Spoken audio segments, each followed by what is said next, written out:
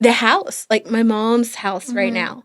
You know, it was scary. How old are you? I forget. 22? Yeah, 22. I was 21 when I Mhm. got my mom's house. I was 21. And it was scary. It was scary because here I am young, um, not knowing if this is something that I can do. Like, I had that doubt within myself.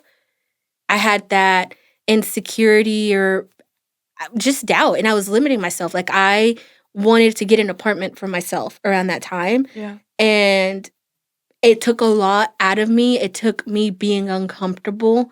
It took me, I always say baby steps, you know, like rewiring Mhm. my brain, and it took support, outside support too, to get me to take that leap. And during that time of me getting that house, there was a lot of outside voices telling me that it was going to be too expensive. Mhm. It was we weren't going to be able to do it. It was going to be too hard. Like, so there was a lot of negativity. And again, going back to that, I feel like those are insecurities that those people were carrying in on Mhm. themselves, probably thinking that they couldn't do it. So you can't do it either. Yeah. Mhm. Yeah. So, and I feel like the reason I chose this topic is because I feel like we see this a lot in Latino communities. We see this a lot in our families. And there's another example that I heard, did not happen to me, but I have heard it. I actually saw it on TikTok where somebody was sharing their personal story, and I think that's where it kind of came. The subject came to me Mhm. because this guy was basically sharing his story. Right, he was probably like in his late 20s, early 30s, and he got this job offer. Um, but he negotiated his pay. He negotiated his pay. Something I have done once in my life, or probably more than once, but it was uncomfortable for me to do. Yeah. And when he was explaining to his dad, like he got home or whatever, and he was explaining to his dad about this job and didn't tell him that he had gotten the job yet. He was waiting for like at the end to tell him, but he was telling him how the interview went and all this stuff, and told him like, hey, you know, like they were kind of strict on the pay at first, but I was able to negotiate and um basically was telling him how it went. And the dad immediately, like, well, he didn't even let him finish and was like, no, hijo, like, no, son, like, you shouldn't have done that. Like, you should have taken what they were offering. That's a really good job. Mhm. Like, you know, you're gonna be working inside. It's gonna be remote, and you know they're willing to pay you that. Like, you should have just taken it. Mhm. And the son was like, Dad, like, they gave me the job with the negotiation of the pay that I was wanting. And like the dad was kind of like, he was kind of like taken about for a minute, like he was surprised. Mhm. But it's because I feel like in that moment, like the way he explained it, he's like, he had that realization that it's sad because our parents they sacrificed so much to come to this country, right? Yeah. For For a better well-being. opportunity. Hmm.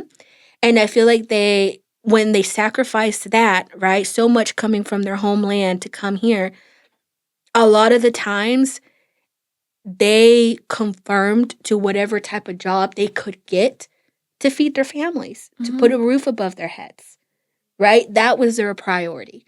It's making sure that their family was It's okay. okay. Yeah. So if they were, you know, gonna get paid barely minimum wage, if anything, like, you know, working their butts off out in the sun or something, Mhm. they took it. Yep. They took it because they didn't have that leverage, I guess you could say, in that moment to try to negotiate something else because they had so Mhm. much at stake. Yep. And I feel like it's so important for us to realize that times are changing. Mhm. And not only that, but it's a different generation. Like, we have more leverage than our parents and the people that came before us. Mhm. You know, on top of it being like a language barrier, like we can speak the language. We have the documentation. A lot of times our parents don't have certain documentation that allows them, unfortunately, to work legally. So sometimes they do limit themselves Mhm. because they have other priorities. Yeah. And they want to make sure the family's safe, like how you said earlier. Mhm.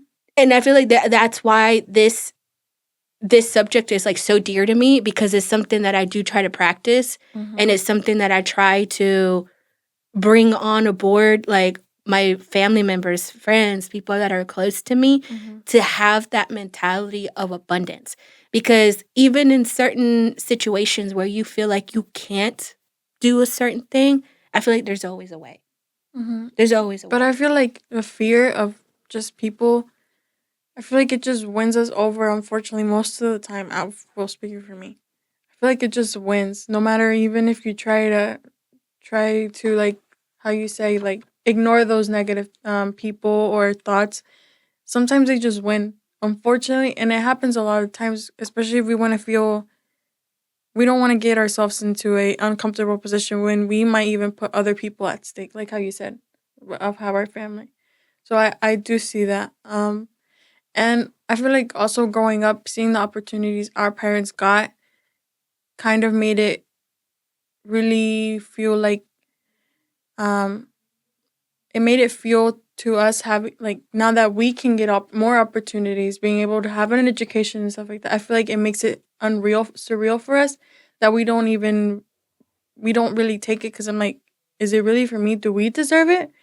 Why me? You know? So I feel like it does make us, well, it makes me think like that. And at the same time, having that abundance part of it, it does feel like a luxury. Like, not, we don't see that our parents have that. So why us, you know?